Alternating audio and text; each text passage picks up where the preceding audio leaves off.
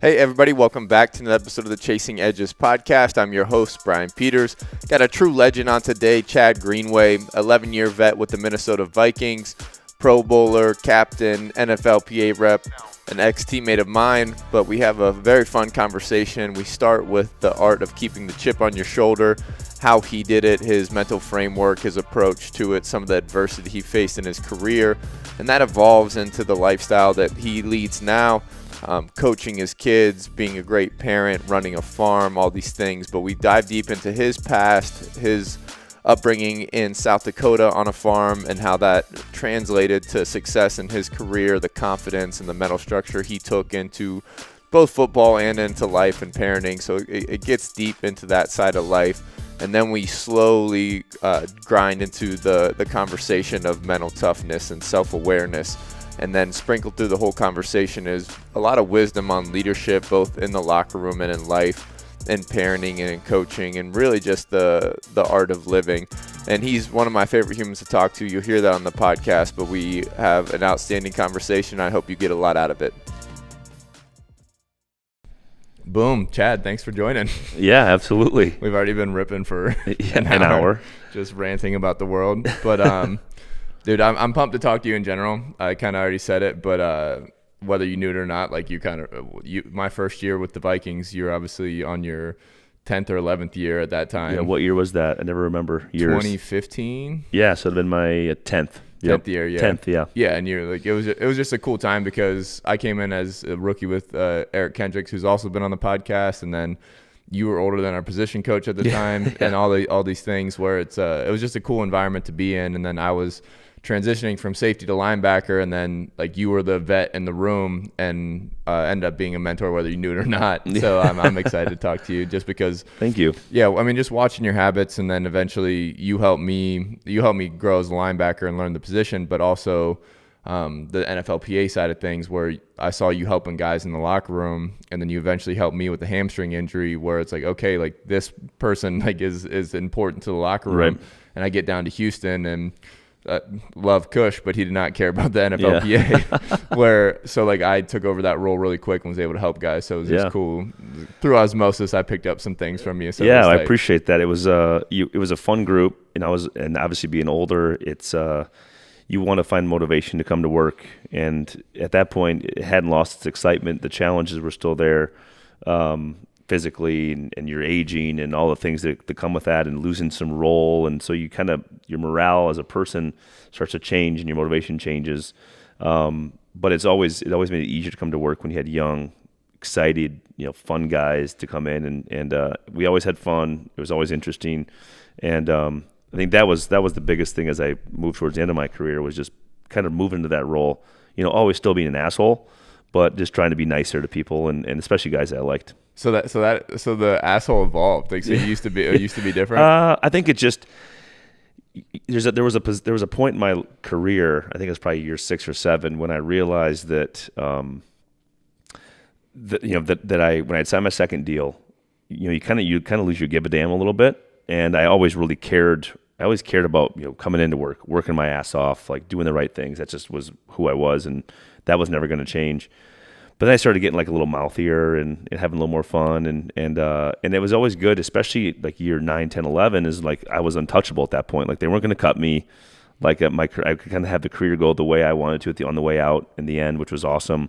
But like I go to the GM, slap him on the ass, and say, what are we doing here, man? This is ridiculous. I could say shit that nobody else could really say. Yeah, but that's an earned right. It's an earned right. Yeah. Say shit to Adrian, because Adrian had a bunch of yes men around him, and my whole career, because we were together for a decade. Yeah, that's crazy. He just always needed somebody with a little bit of a voice of reason, to be honest. And I always thought that I was that for him, as just being like, dude, you're a great running back, but you can't catch the ball or know what to do on third down or know who to block. So like you need to improve, like get better, like get in the book, and just stuff like that. Is finding your voice as a leader. It's a challenge. It took me some time because there's other really good leaders in the locker room, and trying to find your way. And then when I got to year 6, 7, 8, 9, and you're established and people respected and trusted you, and then my voice got a little louder, and started helping guys in different ways. And but I think the biggest thing was I just built a relationship with pretty much everybody in the building. it helps when you're there for 11 years. Yeah, but that was unmistakable too. Like obviously you were literally part of the team, like part of the DNA, and like obviously even just the interaction with Zim was cool to watch because like it was like some of it was like not guess and check, but like you were giving him feedback. It was like a two-way street on communication where a lot of times coach to player it's one way, and then like you're just trying to appease them at times, but really like there is room for like input from the bottom up as far as like fixing techniques or potentially alignments or even what's going on like real time in the game. Yeah, when he came in, so the story when Zim came in, which is kind of just ahead of you, was I was in my 8th year. I had what they thought was a strained wrist. I hit it against the Giants, and this was like, let's just call it week 4 or 5. And for the first about 3 weeks, they said it was just strained. So I kept playing through it, had a brace on. Well, we had it rescanned, and it was broken in 2 different spots. So I broke the end of my radius off, and then I broke another bone in my wrist. And so I played with it for like 10 weeks, didn't take a day off of practice, didn't miss anything, didn't miss a game, just tried to play my nuts off as hard as I could and just try to figure it out. With one arm. And pretty much, and I could use my hand a little bit. But for the most part, it was just this nasty, gnarly, like splint, wrapped, and then in game day, I would just try to survive, and then the whole week was just prepping to do it again. So I come out of that season, they fire Leslie Frazier. I come out of that season thinking like, as a player, you feel like I'm a warrior, like I'm going to play through this. This is not about me, about the team, like just doing it for the right reasons. You're always worried about individually as in the NFL, like wanting to further my career and get another year out of it. So I was worried about staying on the field and playing my best. I had a really solid year statistically, like video with the play was good, the snaps were good. And then they hire Zim, and about a month after they hired Zim, they called me and wanted me to take a pay cut. And I always had a massive chip on my shoulder to prove people wrong. I grew up in a town of 400 people, played 9-man football. I had one offer. The odds were always kind of stacked, and that would just always motivated me just to go out and prove that I could do it. And that, nothing pissed me off more than that, because in year 8, everybody in the organization knew exactly who I was and what to expect from me. And I worked out there year round. I never left, didn't train anywhere else. I was always in the building, always saying hi to people, always meeting the right people, always giving everything I had. And then for them to call and ask me to take money away it kind of creased me, just because that's not about the money even, more about the respect. It's a principle where it's like, like I ran into it a little bit where like I was a captain in Houston for special teams, and they say, you have all the intangibles, but like that doesn't equate to pay. Yeah, no, it does. It doesn't. And what it made you realize is that it does not matter who you are, what's your lot in life, how long you've been in the spot. They're going to get you eventually. So it kind of changed my perspective, but it doubled down my motivation. I came back that off season. I hadn't worked out like that. It was really good for me, to be honest with you, because I realized that I had kind of gotten a little lazy, got a little comfortable, even though I was training every day, training hard. Yeah, there was the different version of what training hard was, and I wasn't giving that to myself.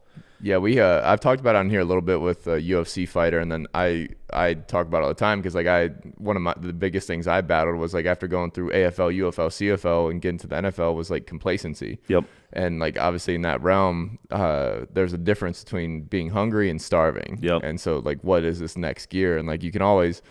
Like JJ, it's like a version of like masochism where like you need to find a new demon to slay or like a new hater to motivate, which is real. It's like human nature where like you get to a level and like there's this concept of like drift to failure where like you miss, like you don't finish one rep and then it just bleeds in, like kind of bad apple syndrome in that realm. But like that's it's cool that you found that and felt that. Yeah, and I think having the young guys come in too that were motivated and excited, that only helped you want to double down and continue to like be one of those guys, and stay in the locker room longer. Well, but I just came back just with just a fire, and then to prove everybody wrong, mostly Coach Zimmer, because when Coach Zimmer came in, the pay cut came, and it was this idea like I didn't dislike him, did not respect him, but it was more like I'm going to prove that I am the player that you should be paying the amount that you took from me. So I took the guaranteed money, took less money, and I played the 11th year for the exact dollar amount they took from me. And just to stick it right up their ass. That's tight. On the way out. And I love those guys. I love Rick Spielman. I love the ownership group. They treated me so well. But still in the back of my mind, it's like, I'm going to win this sumbitch. And I just had to do it 1 year longer.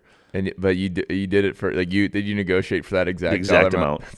Yeah, and I got the contract that I signed. I got franchised, so going into my 6th year, I signed that deal for that number. with the intent that I was going to make every dollar. Hell yeah. And I did it. It just took me an extra year longer.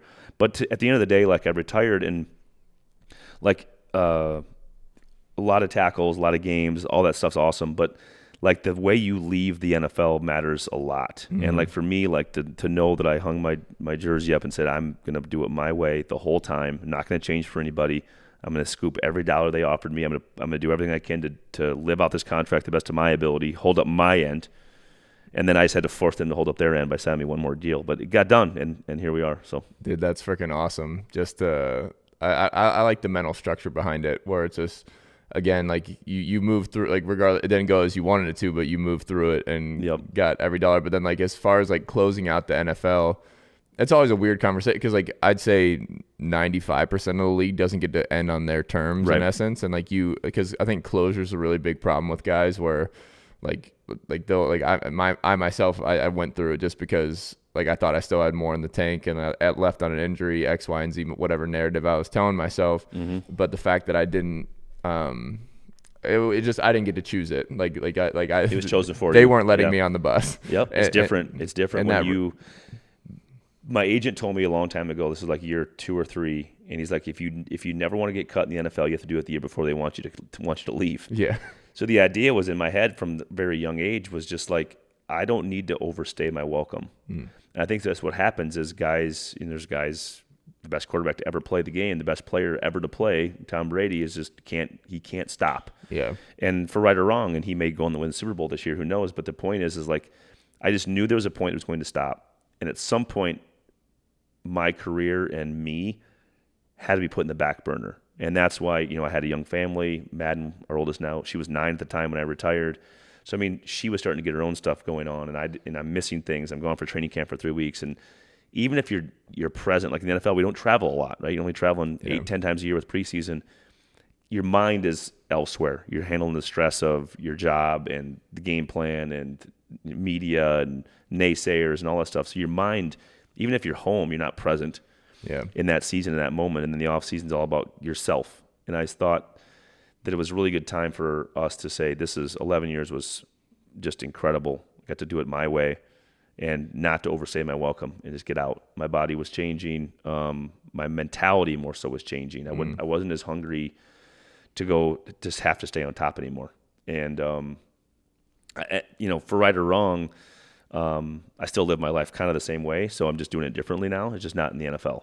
Yeah. So, I mean, like, again, I talk about this a lot too, as far as the identity. Like, your identity or the title may change, but like it doesn't take away from the capability. Like, you could have still played probably year 12 in that realm, but like your capability allowed you to do a bunch of other things with the same level of capacity in that realm, which I think is always good to start demystifying with guys, where it's like, just because you don't put on the jersey doesn't take away like your problem solving, your communication, like these fast-paced decision making. You have a lot of talent. It just needs to be like that energy needs to go elsewhere. It can't just go into like the negativity of not being that anymore. Quit feeling sorry for yourself. Yeah, I mean, really, what it is how I looked at it. And this, none of this we couldn't be talking about any of this without my wife. I mean, Jenny was just in here talking. I mean, we met freshman year of college. We went through all this together. So the idea that like this was our career, not my career. And, I come back from a game, a hard loss, feel sorry for yourself, hurt, banged up. You come home, you get a couple drinks that night, and then you wake up and she's like, get the kids to school. You have to do this. You're making beds. You're making breakfast. She was always there, obviously helping, but like it was the idea of like, it doesn't matter. Like that's your job. Yeah. Like that's your job. That's not who you are. Like this is who you are. This is just a part of your life. To really prioritize it and also not ever be soft to me. Like it was like, you're going to handle, like just handle it. Like you're a man. This is your job. Like just deal with it. Move past it. And then now you have to be a dad. Now you have to go do this and do that. And she wasn't there to coddle me, I guess is the best way to put it. And so I never could have had a wife that would have just coddled me or looked up to me or put me on some sort of pedestal. It was always just like eye to eye, and that's probably the biggest factor, because I knew coming home like I wasn't going to have somebody there who was just like agreeing with me that, yeah, you're sore, yeah, so-and-so should have done their job better. No, it's like, what more could you have done? Yeah. And so that mentality is important. That's the same mentality like my mother has, my parents, how I grew up. So just to marry somebody like that, it's so important. And then you can imagine if I had 4 kids and I retired and all of a sudden I'm staying at home moping around because I'm feeling sorry for myself. Like, are you kidding? Like, you have all this. You have these kids. You have this wife. You have this life. You're able to make money. Like, what are you doing? Yeah, it's opportunity. It should be exciting. Like, life it should be exciting whether you are a football player or not. 100%. Like, and now it's just about finding what's going to motivate me and make me excited post-career. And the first job I took was the worst job I've ever had for pay, because I haven't gotten paid $1 in 6 years, but I run the Youth Basketball Association in Wayzata, which is the biggest youth association, girls association in Minnesota.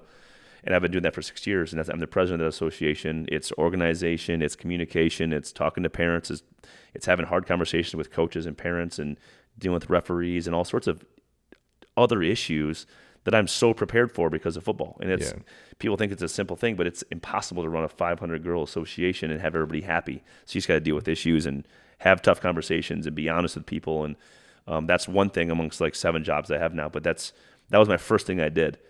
And I didn't realize how important it was to just become a normal person for my kids. And doing that job put me on a normal pedestal, right? I'm no longer the NFL player. Yeah. I'm just a dad who's volunteering on this board to make the experience better for the kids in the community. And it wasn't about because I was an NFL player. And then it just became, now I'm just a dad like every other dad.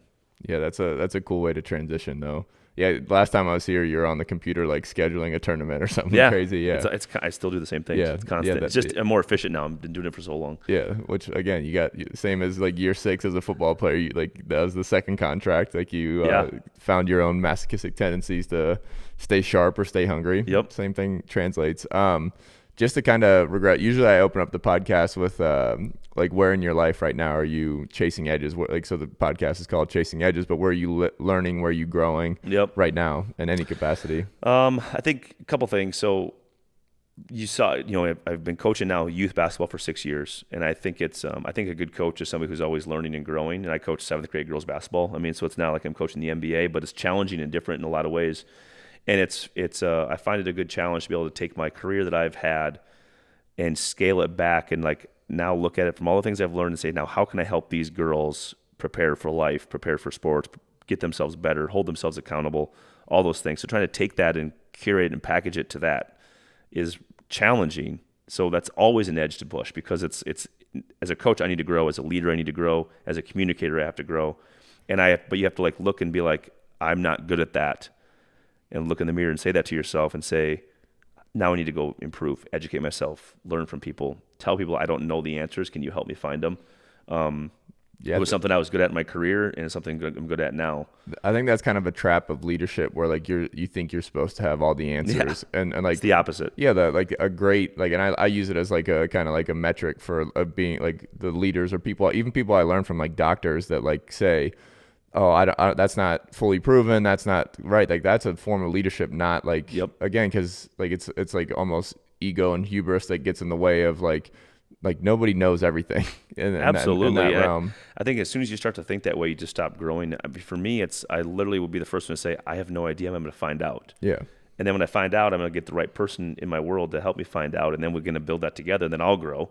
And I think, leadership is interesting. So like other ways I'm to answer your question. So the coaching piece, marriage is all the time. Mm-hmm. I mean, always finding ways to be a better husband, be more thoughtful, think ahead, plan ahead.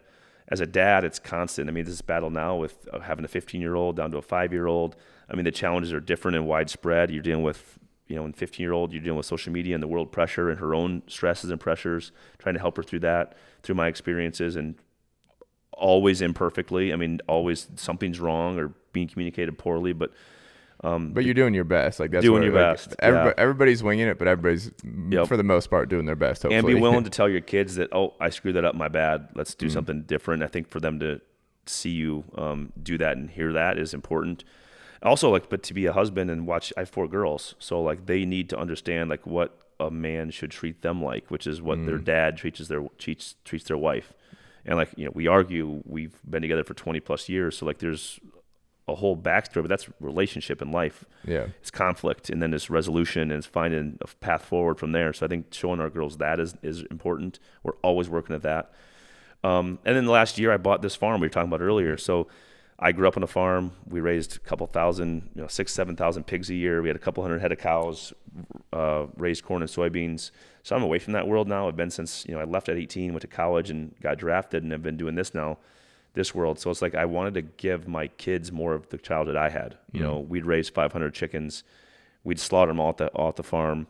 You're taking feathers off, you're gutting them, you're draining the blood, and you're throwing them in the freezer and eating them tomorrow. I mean, that was, we're eating our own cattle, our own pigs, canning all of our own vegetables out of our garden. So I grew up milking our own cows until I was 12. So we literally didn't need a grocery store until I was like 13.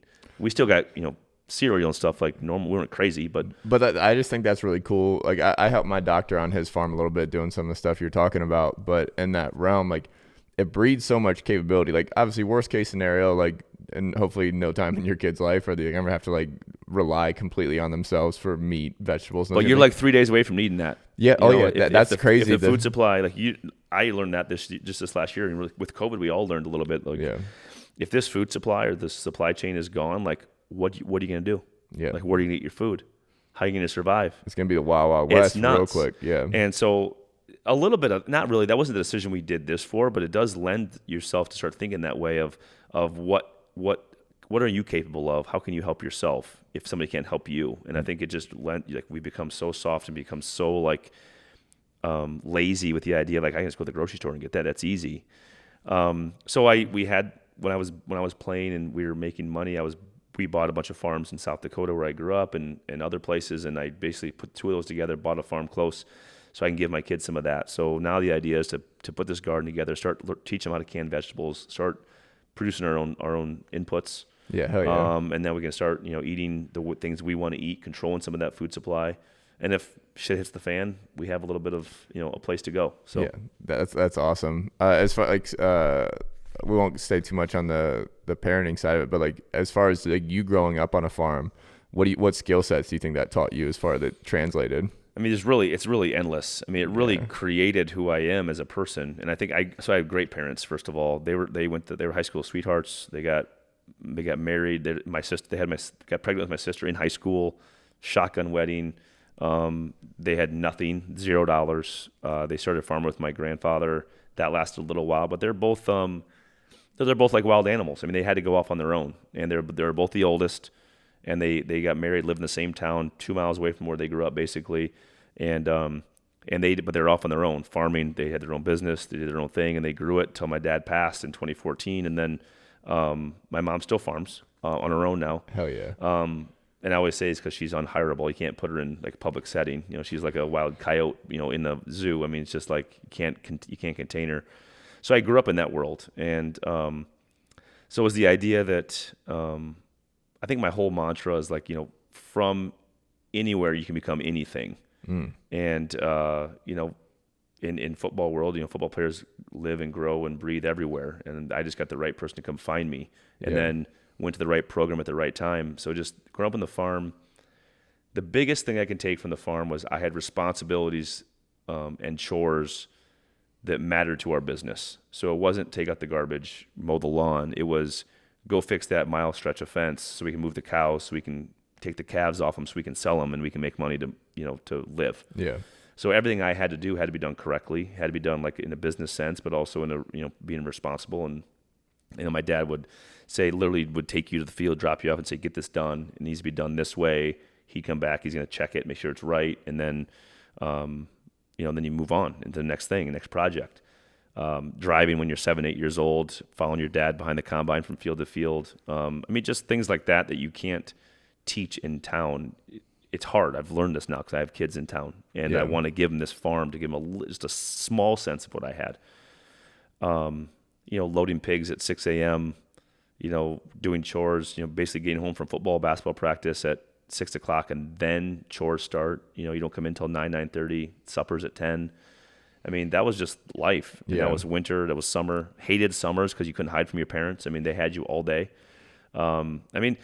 It was work, but it was our life, and we loved it. Yeah, the environment built some of this, I guess, tactics for you. 100%. And then seeing my parents were business owners essentially on the farm together. Yeah. See them fight, see them make up, see them be married, see them raise us, like teaches me now how to be a better husband and dad. And I had my dad, who's passed, was just my hero, just an unbelievable human being, humble, quiet, but empathetic, emotional, but just forearms, twice as big as mine. He's sawed off, about 5'9", just strong as could be. He passed away before I could ever beat him in wrestling. I mean, he was just an animal. And then my mom is she was kind of the bark. She was the bark. My dad was the bite. But he was quiet. Yeah. But just a tag team and just taught us everything. That's awesome. It's just a cool system in general. Like I think being outside in general solves a lot of our problems. And that's where we'll call it the city kid in that realm. Like the environment and also like the structure of like your parents running this business in the realm. Like, and it's kind of like this whole transition from agriculture to industrial era and stuff where kids were at like literally financial assets, like business assets, because 1,000%. They're workers. They're your laborers. Yeah, absolutely. And like that's why some people argue that like that's why they had bigger families back then, because you were getting assets. 1,000% true. Yes. In that realm, but it's also I just think the environment's really cool, just because there's so many lessons that can be taught with hard work. Again, being outside, whether it's happening physiologically or not, like it's incredible for you. It's so good. Like even yesterday, for example, we went out. I talked to you on the phone, and I went out to end up going to the farm. I had some straw bales being delivered for this farm that we're building out. So like my kids, for the first time, like had to go out. They had to help me unload the hay bales. We had to put them up in the hay loft.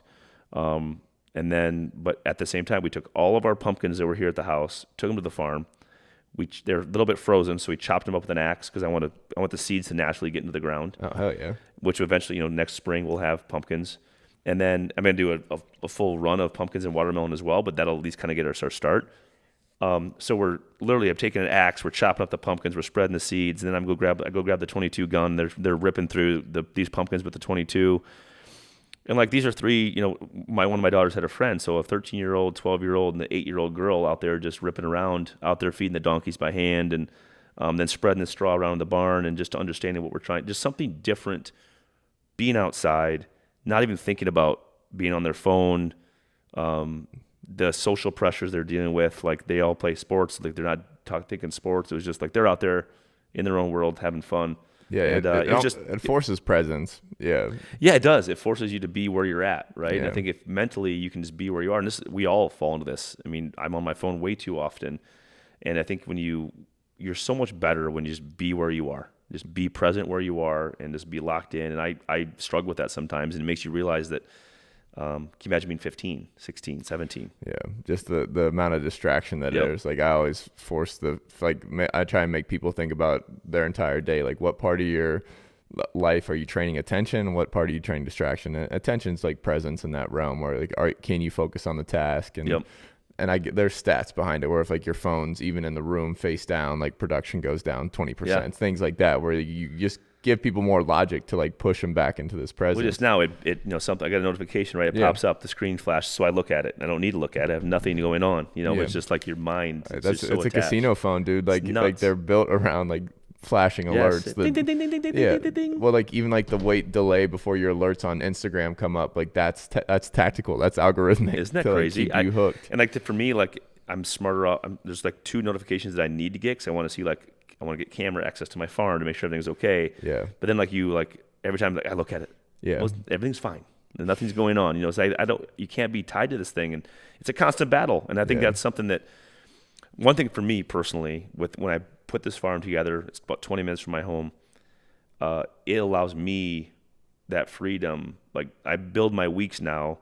All my kids are in school, so I build my weeks around. Like today, I can't go out and spend much time at the farm, but like Tuesday, Wednesday, and Thursday this week, I'm going to be out there hopefully all day. Drop the kids at school, come home, load up what I need, and I'll be out there. I'll be putting plywood up. I'll be ripping fence lines out. Like I might have a podcast on or something. Otherwise, I just like unhook everything, leave my phone in the truck, and just go. And like I've been so much happier. Yeah.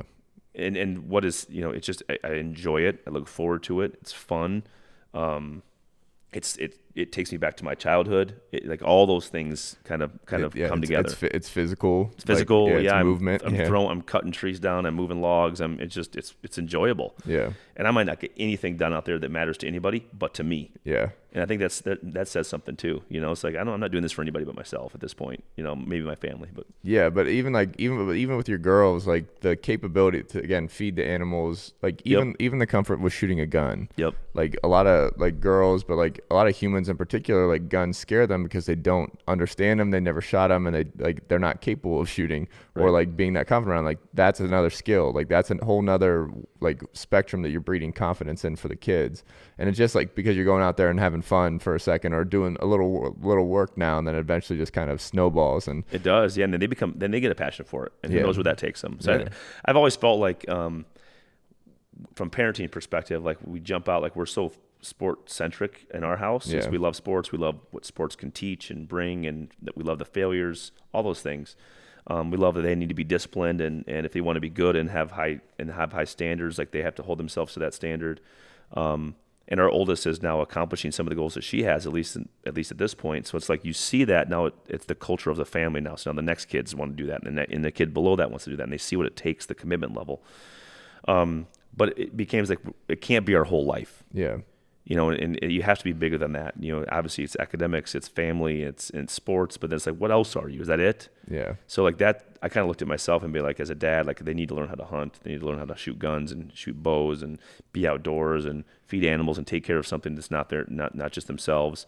So trying to do better. And again, it's not perfect yet. And like this garden we're going to get built this spring. I'm building garden beds and stuff this spring or this winter, just to teach them like sow the seed, reap the reward. It's like the most basic lesson, right? Is like you reap what you sow. Yeah, tale as old as time. A little bit of water, take some patience, and then you can eat what's coming out the other end. And then to can that, and then to eat it year round when it's snowing out, but you're eating peas and carrots, right, in the winter that you harvested in the summer. It's just there's something about that. There's pride in that. Yeah, but it's also weird.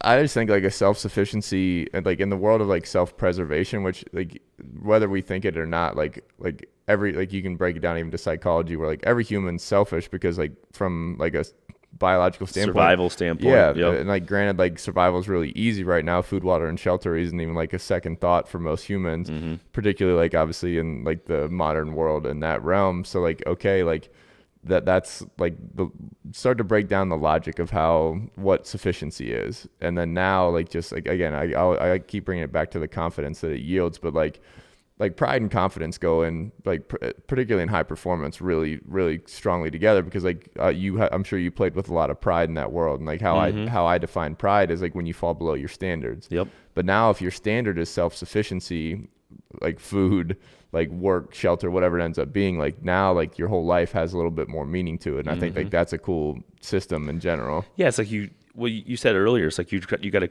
like with JJ, it's like you got to create your own struggle sometimes. Yeah. And it's like sometimes we don't have struggle. Like look in the basement we're sitting in, like we have this view, like we've created this life that because through hard work wasn't given to us. Like, a lot of our neighbors around here, like they were given what they have. Yeah. Like we earned everything. Every dollar, every brick, every piece of wood we laid here was something we created because of our work. And now given we're very lucky, very fortunate. Yeah. But like we need to go create something that's a little bit harder. And again, this is like in the most glitzy, best way possible, but it's just like just creating some version of struggle in your own life just to make yourself push forward a little harder. Well, it's intentional growth. And like you don't have to put like suffering or like you can classify it as like the seek discomfort side of life, but like really in that realm, like I've been simplifying it on the podcast to like treating pain with pain. Yeah. Because like all this comfort and all this excess, we talked about it really briefly where like your pain tolerance becomes really low. But like if you look at the pain, I'm just saying like work, suffering, things that we're not doing because we have everything handed to us in a scenario.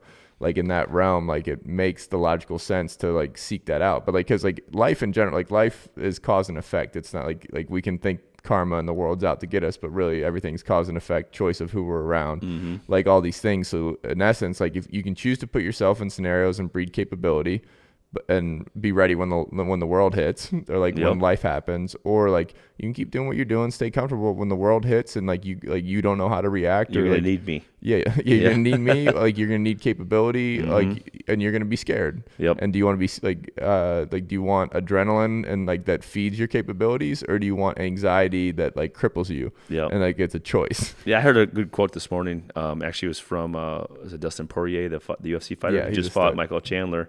Great fight. Great fight. I know Mike pretty well. But he actually said it post-fight. This was the quote. He said it to Chandler. He's like, I was scared to fight you, but it came from a good place. It came from a place of fear. But you can't have, how do you say it? He said, but you can't have bravery without fear. So to have fear makes you brave. Yeah. And like, it's a really good way to say it, because like if you have a little bit of fear, a little bit of uncertainty, a little bit of doubt, but then you can go attack it and then you overcome it. And even if you don't overcome it, like you had the fear or you had the bravery to go fight for it. Yeah. Even in the smallest sense, you can take that and really apply it to any part of life. Apply it to the fact that like I'm not as prepared for a catastrophe as I need to be. Yeah. Like, well, that should be a fear for everybody, and right now it's not for 99% of people. Like, they don't even think about it. It's like, well, I'm just going to go to Hy-Vee. I'm going to get my groceries. I'm going to go home. I'm going to make it on my stove. It's just going to turn on. I don't have to make a fire. I mean, It's just so simple right now. What if that just goes away? Yeah. Like, can you imagine the pandemonium if there's like a sunburst and all of a sudden we can't use anything that we have been using? Nuts. Yeah. For everybody, it'd be crazy. No, it's my girlfriend is a survivalist, obviously, and like so we talk about this all the time. Where like 100 years ago, like all this capability, everybody was almost capable of it. Yep. Starting fire, growing food. Like obviously, like even like there's stats on how small like the average garden's got, if it even exists now, and all those things where it's just like this capability is from a human standpoint necessary. Yes. But it's just like these systems, like they will crumble at some point, and an aspect, but like people are like, ignorance is bliss in that realm where it's like, oh, I'll handle it when it comes. But like it's that intentional growth versus like just life happening now. It's nuts. But no, but I like the opportunity to be brave. Like I always, and then like you get into, because like a lot of people have performance anxiety, like particularly like, and it shows up in our physiology where like, again, like you get the butterflies, like that's just, again, you're shifting into a sympathetic state. Your digestive system is shutting down, putting blood elsewhere. Like, so I like, true. I like to tangibilize it, and like tight butthole is a fucking thing. Like literally you're preparing to combat that. Your whole digestive system's going down. But besides those little nuances, like all these transitions are happening. And again, the adrenaline and anxiety thing is something I had this Olympic sprint coach on here, Coach Cav, where he goes like, the biggest thing I have to coach is whether when you step to the line, you get adrenaline or anxiety. And I was like, wow, what a clean split. Yeah. Because like that's in essence what it is. Like regardless, you're going to have fear.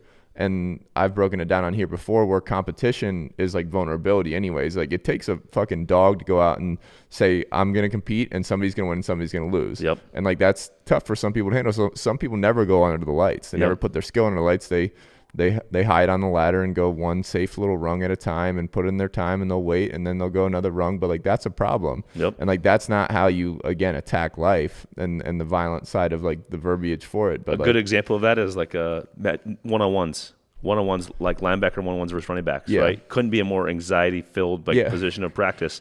And like it's kind of random, like who's going to go next. It might be lines, but like who's jumping the line more often. Right. Yeah. And as I got later in my career, like, I'm not going to lie, I would hide. 'Cause I'm like, I don't want this on tape because I know I can't do it like I used to. Right. But like when you're young, like I was just like, front of the line, I'm going again. This lack of anxiety just to put it out there, and like that fear of failure to put on a bigger stage that could literally impact your career. Yeah. Right. But guys guys create jobs and opportunities for themselves by not having that fear to go out there and compete. Yeah. And it's like, but like, it's crazy how your psychology influences all that too. Cause like experience is the best teacher. Doesn't matter what football, whatever skill, but like you can like, basically what is it? Like you lose or you learn. Like that's a good mindset to have, as opposed to like lose or win 100%. Yeah. It's just like, okay. Like, and like cause I spent like a lot of my college football playing career. It's like, I was going out there more or less not to make a mistake, as opposed to like, because like when like you're playing confident and you're playing fat, like, oh, you missed a tackle, fuck, I'm gonna smoke them next time. Like that mindset's so fragile. Where, and like we talked about it before the podcast too, where like you have these markers from your amygdala, like these emotional kind of tags on all your memories, where like it either like stimulates like a fear, like again a fight or flight response. And regardless, like you kind of have to, like through experience, through jumping the line, like obviously through an 11-year career, you can cover people one-on-one and those kind of things. But it's just like that. What's the name of the podcast again? Chasing Edges. So Chasing Edges is a great example because, so in college, for example, I had a really good middle linebacker named Abdul Hodge. He was a pro, 6-year pro, really great interior linebacker. Wasn't as good in coverage, but in college, I mean, he was an absolute killer. And if you were in the box one-on-one, I mean, this dude was going to win. But what's interesting is, like, we would compete day in and day out, and we were different types of players.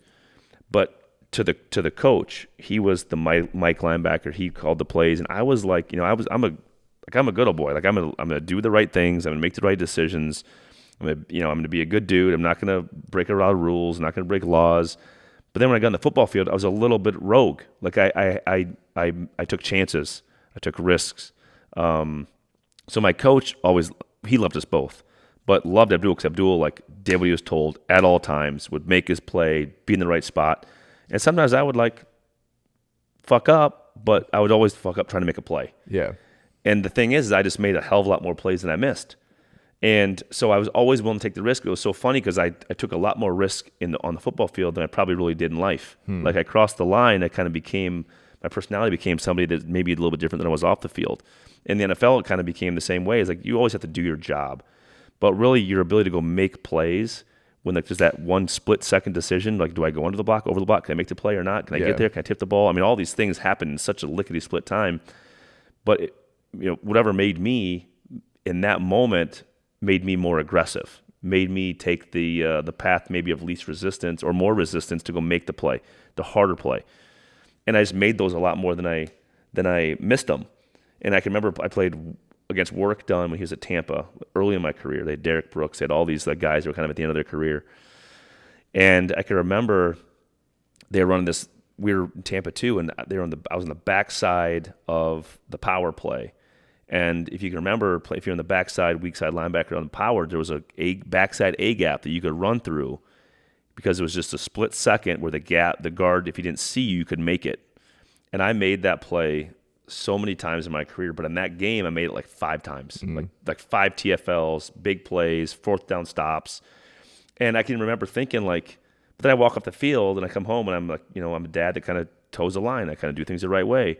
But, like, I'm taking that risk because if I miss it and all of a sudden the ball bounces and it's gone for a touchdown, like, I'm taking that L, right? Yeah. In the film room, literally the team's taking an L, like, it's all bad. But we win. I'm the superstar. I'm the hero because I was willing to take that risk. And I saw it. I shot my gun. I went. Didn't hesitate. And I think that says a lot about, in life is when you go across to compete. Like, if I'm in a war, like, I want to be that guy. Yeah, making those decisions. Yeah, the best defense is a good offense kind of deal. Yeah, I'm gonna make you make a play. Yeah.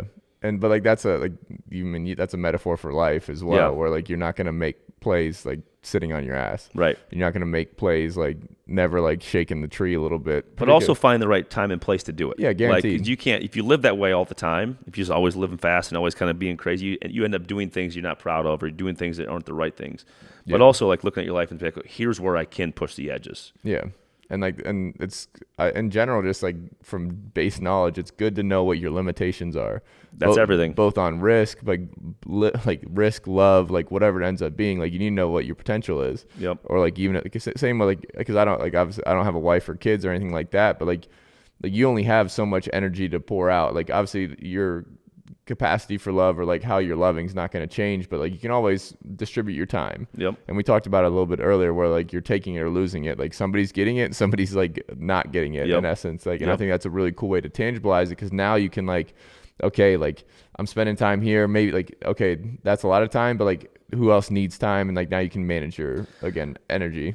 Yeah. And that became, for me, it became post-career was the biggest thing with my time and helping to understand, like, how I fit back into my family when I've been on having my own career and Jenny's been running the show and taking care of everything. And all of a sudden now I'm back full time. She's like, what do you mean? You got to put it on the calendar. I don't, time management.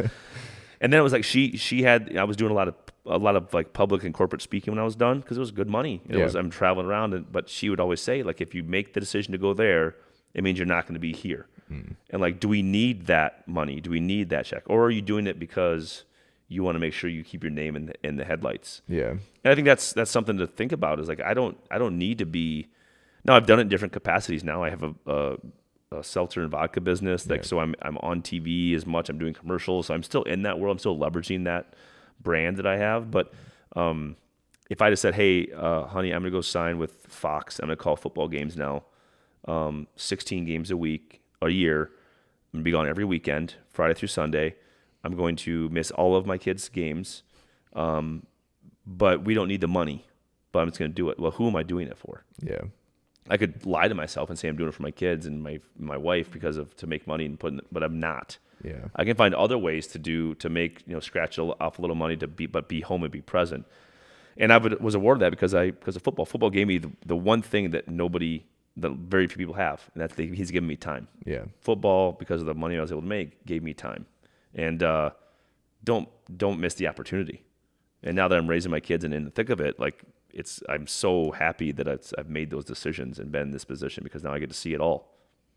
Yeah, just the relationship with time comes up a lot on the podcast where it's like everybody's like trying to buy their time back, and like one of the blessings from football is you do get some time when you get done to but some people can't handle like the weight of that freedom.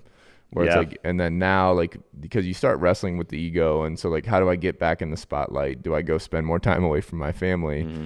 And like, that's where even like to flip it on the inverse, like when I go speak to high schools now, like I try and like excite them about how much time they have to spend, like, because we've learned that like time's fleeting and like you only have so much to give to so many people.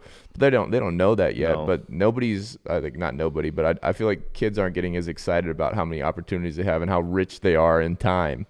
And instead of like being fearful of like, oh, what if I make the wrong choice and those things, like every kid goes through that. Like, no, I don't think many kids in high school are that confident. Like obviously everybody's figuring it out.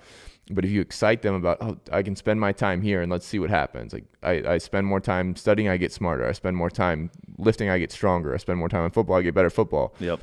Like spend your time wisely, and like you can go down the wrong path for a little bit and still be all right. Yep. And then, but it's also time well spent because you figured out what's not for you, so you never have to waste time on that again. So I try and just like put a shot of life into them because time's so fucking important. It is, and that time, especially it's because they don't realize it either. Yeah, that's the biggest thing is they don't realize how lucky any of us. I'm 39. I could go back and be. I wouldn't want to be a teenager again, but can you imagine being 19, 20, 21 to have the freedoms to be able to go do whatever you want, essentially, right? To have none of this stuff is in my mind right now. I got to do these 17 things today, right? Because I'm an adult and I got to pay bills and I have this and all this stuff going on, all these responsibilities. Like they don't have any of those things. So take advantage of the time and build these relationships with people. Like if I get a chance to talk to a high school football team, I'll always remind them of no matter what I was able to accomplish in my football career, NFL, college, there's nothing better than high school football. Nothing. There just isn't. The relationships you built with those kids since you were a kindergarten, first grader, in my case, like to have those relationships and friendships and then go accomplish things with them. Like there's nothing better than doing something with the kids that you grew up with. I agree. Yeah. And everything else from that point on becomes a little bit more of a business and a little bit more important. And it's not about the group or the team. It's more about you or self-preservation. And so I would do anything to be in Vermillion, South Dakota at the state championship football game my senior year with the 6 seniors of us that were on the team, like all of us in tears because we knew that was the last time that would ever happen. And like we talk about that all the time, and we were able to win the state championship and hang a banner our last game. But it was like, it doesn't get better than that. No. Those are the same dudes I was tackling when we were 5 in kindergarten. Yeah. Or the recess teacher was getting on our ass because we were tackling and we were supposed to be playing tackle football. Or Kenny Hosser gets mouthy and I shove his head in the snow because he's getting mouthy on the playground, or he called some shitty pass interference call. Yeah. Like those are the things I tell these football players, like, guys, enjoy this moment. Like, don't think about what's next. Don't think about college. Don't think about basketball season. Like, you think about, put yourself right here mentally right now. Be present. Be where you are. Look around you. Take these moments in. Yeah, it's the best time. And that doesn't take away from like where you want to go. 100%. Yeah. Yeah, it actually does take away from where you want to go, because if you're not being present and being the best person and version of who you are right now, then you're actually not even doing yourself the best favor of giving yourself the best opportunity to go do that thing. Yeah, that's right. You know what I mean? Yeah, but it's like, it's hard. Like, you can say like youth is wasted on the young in that realm, where it's like, sorry, I got it. I'm gonna do your thing. I'm working while I'm here. Sorry. No.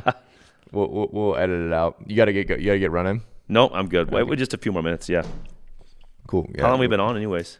I don't know. I didn't mark the time when we started. Sorry. No, but yeah. So we can start transitioning to like the closing out of it, because we'll see where this goes. But I always I forget sometimes to ask the question just because I get wrapped up in the conversations. But like, what's some of the best advice you've ever gotten, or the like common advice you give now?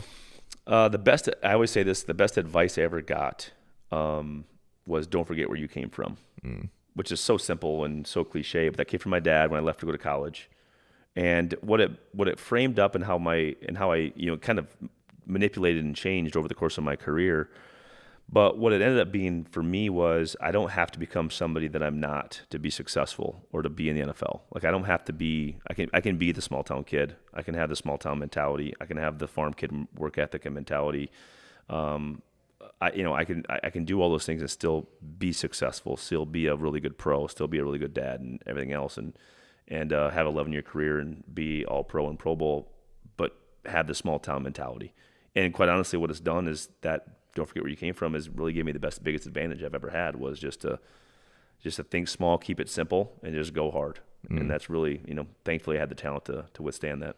Yeah, that's cool. And we kind of skipped over it earlier in that realm where how you were kind of like raised in general, and like I can't remember how you phrased it, but you basically said like you can come from anywhere and be something earlier in that realm where like that's a lot of confidence, and I can come from anywhere and be anybody, which is savage. And I've my buddy Nate Ebner says a different way. If they can do it, why can't I? And like his dad taught him that really young, where they're skiing and like there's a bunch of fat fucks going down a double black diamond, and Nate was like 12 years old. He goes, if they can do it, I can do it, kind of deal. And his dad ingrained that really early, and he grew up in a junkyard, like again like blue collar mentality, but like he thought he could accomplish anything with hard work. And when you get ingrained with that really early, that like I put in the work and I get the result, like and you can teach like failure and winning and like that kind of stuff along the way, but if I can put the work in and get the result, that's timeless. Like it applies to everything in life. It's like where you spend your time is where you see results. Where you do your hard work is where you see your results. Like, and their lesson from that too, just to jump on, is what about when you put all the work in and you don't reap what you sow? Like, so from a farmer's example, right? I'm going to put all the work in. I'm going to prepare the ground. I'm going to sow. I'm going to buy the seed. I'm going to put the seed in. I'm not going to get any rain all summer, and that seed's not going to grow. So like, how do you deal with that failure? From a farmer's mentality, you keep your head down, you keep grinding, you work on to the next season, right? Next growth cycle, next. What else can I do to prepare? You ask questions, you get motivated, you expand capability. You lean on each other, lean on your family, lean on relationships. So it's like you can put everything into something, a football game, farming, a field, whatever, and fail. That's why sports are so important, right? Because you can give everything to something and still not come out on top, and still miss. You could practice making that tackle 1,000,000 times, but in that moment, it's going to be slightly different, and you might miss it. Does that mean you didn't put the work in? No, you put the work in. You put the work in. All that means is you have no regrets. Yeah. Because you ground for it, right? But you still might not make the play. Now you got to deal with that failure. And that's something that I could talk to our oldest kid especially about, is nothing is ever guaranteed, even if you do put the work in. You can make 1,000,000 shots this offseason. Doesn't mean you can make that shot at that moment. Because everyone has its own life. So then how are you going to deal with that failure? Well, you don't work less, you work more. So then that repetition is just more consistent. And like that's just everything. And then just outlasting everybody else. How my best example would be in college when like I was a nobody recruit, came in, I got offered because somebody backed out of a scholarship, had several 4- and 5-star recruits in that class. And, day one, I was middle of the pack. Day 100, nobody could stay with me. Day 300, day 500, day 1,000, I was punishing people because I knew they couldn't hang. And I'm the guy that's on the conditioning line, acting like I'm tired when in my heart I know I'm not tired at all, right? Just because I want to see how everybody else was so mentally weak they couldn't take it. If I show I'm tired and they know I'm in the best shape, how much more tired does it make them look? And then when the conditioning test would be over, I'd stand up and be like, dude, I was joking the whole time. Are you really that tired? Just fucking with people. Yeah. Because I had just day after day after day after day after day. And you start looking around, people start to not keep up, and then day after day after day, just keep grinding. And like the mentality is like, then I thrive on the fact that they can't hang. Yeah. Right? It's blood in the water. It's blood in the water. And then it's just another day, stacking them. And like, again, and that's when like you didn't have the best talent. Yeah. We were both gifted, but we didn't have the best talent. Right. But that's not what made us good anyways. Yeah. Our physical bodies didn't make us what we were. It helped us. You had to have a minimum. Yeah. But what made us good was the fact that we could just grind and stay in that grind. And I always wonder, Like I love the Navy SEALs, like the whole story. I love BUD/S and listening to training and reading books on it. And I just want to know if I could make it. Yeah. And I want to go through that struggle to see if I could. And because I don't know that I could. Yeah. But I want to see when I'm tested, like, what do I do? Yeah. I can't say that I know because I haven't been in that moment. And people say they can make it. They have no fucking idea. But like when you're in that moment, like, what are you going to decide to do? Go ring the bell, take the easy way out and make it stop? Or can you go another 10 minutes, another 10 minutes, another 10 minutes? And it stacks up for Hell Week. Yeah. And to me, it's just like that's one of the ultimate ways. And it kind of goes back to the survival thing, right? Like if the rubber meets the road and we have to go survive, it's like, well, now that day after day after day turns into survival. And now it's like, can I get my family food? Can I find another day to survive and ward off the bears? I mean, it's just, that mentality to me is what separates people. Yeah. And then that's, again, it's like, it's compound interest and all that kind of stuff. But even like with the conditioning and that, like everybody can complete it. Like task completion's a thing. Mm-hmm.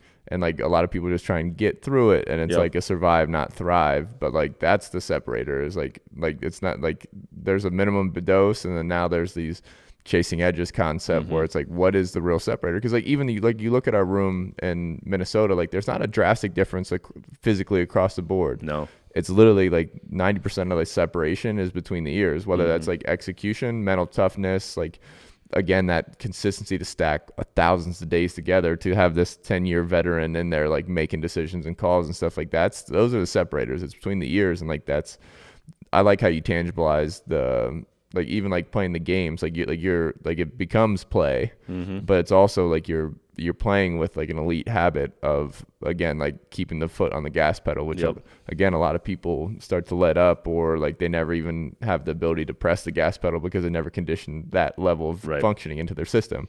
And I think that's really, I just think that's elite, because even in that realm, and I talk about it on here a lot just because I've had Nate on here a few times, but like going hard and like like stacking day after day and doing like living your life like that. And it sounds like you've passed that on to your kids too, which is what I love to hear, where it's that mitigates so much regret, because like part of it, like the going, like you can do everything right and put the work in and still fail. Like when people don't put the work in and then they fail and they have to like look back and like, was I trying? Did I even try? Like that's regret. Like, but if I tried my hardest and failed, like, okay, I can get that. If I tried with then you grow. Yeah. And I tried the wrong tactic, but like that makes life so much easier, like digestible.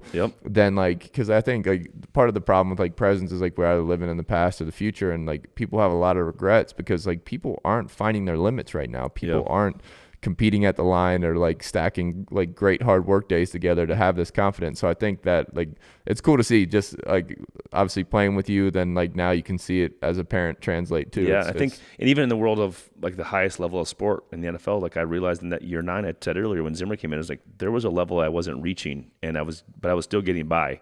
And I was okay, but it wasn't good enough. There was another level. And there's probably another level beyond that, right? And I didn't have myself around the right people to continue to push me or to tell me like, hey, you need to do more.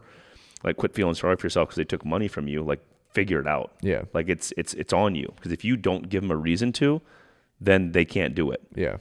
And that's why. But again, like you said this once, and this was, to me, this is the most important thing for anybody, sports, non-sports, just life, is being self-aware. We have lost their ability to be self-aware of what we're good at and what we're shitty at. And we don't want to admit that we're shitty at stuff, because that means it's going to take work to improve. So to me, like my best ability in the NFL was to realize that I sucked at a lot of stuff. I was really good, but I was really bad at a lot of other things. And like to be able to own it, to be able to sit in the room in front of all your defense and say, that's on me, that's not good enough, how do I improve it? Then take the time to improve those things. That's the biggest key, is because then your weakest points, if you're the one calling yourself out and you're the one that's going to hold yourself accountable, then you're going to go fix those. Now you're really growing, and then you can say, okay, I know my strengths, I can lean into this, but I'm always going to have weaknesses. The guys that never had that conversation with themselves either had short careers or live with a ton of regret right now because they could have done a lot more. They always thought they had it figured out. Yeah, and that's where, like, in essence, like, when we started talking about evaluating leaders and, like, who you're around, even, like, your trainer should train your weaknesses in that realm. And then now, like, even, like, if you dial that back, like, like I refer to this book too much on the podcast, but this book Awareness, really cool book about like identity and basically solving your own problems, and everything's on you. And it's really like it's hard to do. Like a lot of people just want to like speak and get relief from their problems as opposed to like solve the problem. Especially in parenting right now too, as you talk about, it's like, well, it's not my kid's fault. It's the teacher's fault. It's this person's fault. Like, well, no. Yeah. Own it. Let's go from there. Yeah, but it's even like when like the one of the best examples I like in there, because I've started to try and like solve some like my own like people pleasing psychology and stuff like that. But a big thing in there is like, oh, that person didn't betray me, or like that person didn't break my heart or whatever. Like, no, like I had poor judgment, and like I need to look in the mirror and say like I was wrong. Like, and like now like that's ownership, and like, oh, and the same thing on the football field. Like that was my problem, and then like, if the problem keeps showing up, I should probably fucking fix it. Yep. You know, and like, 100%. and then and that's what you're doing. But it takes, that's like a courageous thing. But it's also like, I think self-awareness is like the biggest lacking thing, and one of the most important thing, like if not the most important thing in life. Because if not, you'll never, if you don't have any awareness, you won't know why you took the Fox job, you know, or why you chose your family and spend time where you are. But like, and I think you have to have that self-awareness to be a good leader. Oh, guaranteed. Because if you don't, like, you have no chance of people respecting you if you can't even look at yourself and say, I'm not good at this, or even joke about yourself, say, I need to improve this. Because then it just disarms everybody to have this sense that, like, I have to live up to the standard that this guy can't even do himself. But, like, now, hey, he admits that he's not perfect, but he's our leader. I would look up to him. Like, he's trying to grow. Like, how much can I grow myself to try to get to that same point? Yeah, and it's like hopefully you keep people around you that have that same level of performance. An example of that, just I just want to share with you because I thought it was fucking awesome. But I had this Greenway on Michael Rodriguez, and he was basically saying like, this is kind of like the cost of leadership or poor leadership, where he goes, I've been around people and humans that like pretend like they know it all, and they've gotten people killed.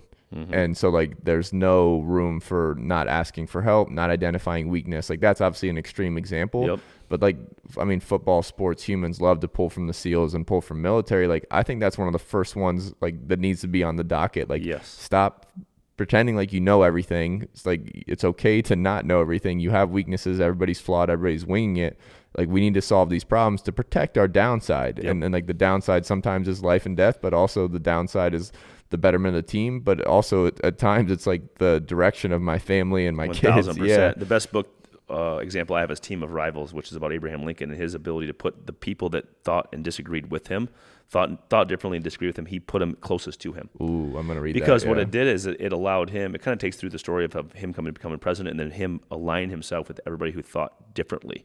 So like literally the people that hated him the most, I'm going to put them the closest to me, because I want to learn of where I can improve, learn where my gaps are. Yeah. Right. And then I can take some of their ideas, and I can also change my mentality towards them, because I don't know everything either. Yeah. One of the ultimate leaders of all time, you know? So I think it's, there's so many lessons, and I think that's what's great about even talking about it. Cause we don't talk about this.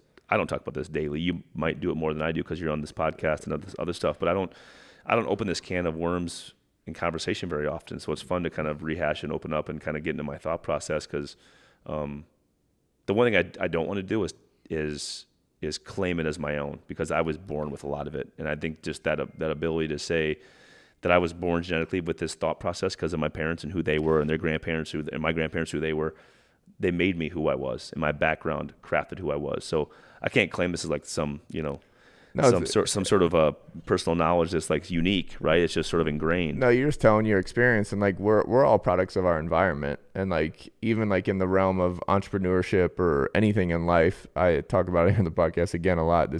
We just keep hitting a lot of points where like, regardless if you call it taking at that age, where like it's being given to you at that age, like those gifts of life experience and hard work and outside, whatever, all those things stack up. But like in the realm of like innovating, like, cause like, again, like nothing's really innovative at this point. Right. Like you recycle it and put out your way, but the system is first you take, and then you create, and then you innovate. And like, that's kind of the system, like even as parents or as kids, and our like same as like when what I did when I got into every NFL locker room is I found the best players, Like, and I literally watched them and saw their systems and like, okay, would that work for me? Like, is how he views the field work for me? Does his man-to-man technique work for me?